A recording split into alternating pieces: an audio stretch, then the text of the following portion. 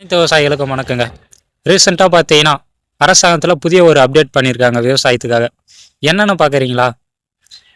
விவசாய நிலம், அதாவது நம்மளுடைய சிட்டா இருக்குல்ல, சிட்டாவும் ஆதார் கார்டும் லிங்க் பண்ணணுங்க. இதுதான் ரீசெண்டாக இப்போ அரசாங்கத்து மூலமாக விவசாயத்துக்கு ஒரு நன்மையாக நான் எதிர்பார்க்குறேன்.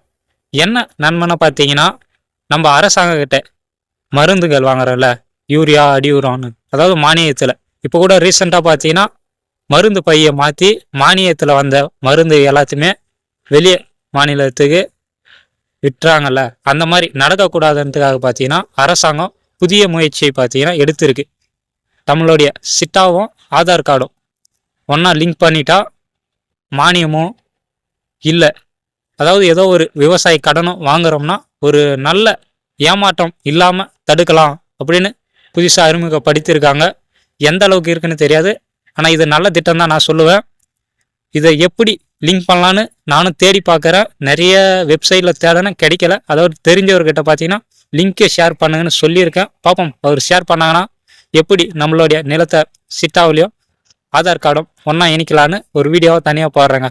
அப்படி தெரிலனா உங்களுடைய நெட் சென்டர் பக்கத்தில் எதுனா இருந்தால் அவங்கக்கிட்ட கேட்டு லிங்க் பண்ணிங்க. லிங்க் பண்ணிட்டா நல்ல ஒரு தீர்வுன்னு தான் சொல்லுவேன் எல்லாத்துக்குமே. ஏன்னா இப்போ ஆள் மாறாட்டம் பண்ணி நம்மளுடைய பட்டாவை வேற ஒருத்தர் மாற்றிடுறாங்க நம்ம இல்லாமல். அதை தடுக்கவும் இப்போ மானியம் நம்ம பேர்லேயே நிறைய பேர் மோசடி நடந்து வாங்குறாங்க. அதை தடுக்கவும் புதுசாக அறிமுகப்படுத்தியிருக்காங்க. நல்ல திட்டம்.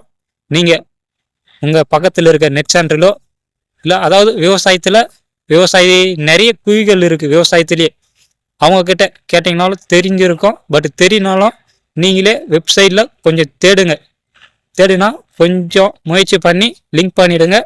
கூடிய விஷயத்தில் நானும் எனக்கு அந்த லிங்க் கிடைச்சா எப்படி லிங்க் பண்ணதுன்னு வீடியோவை போட்டுடுறேன்.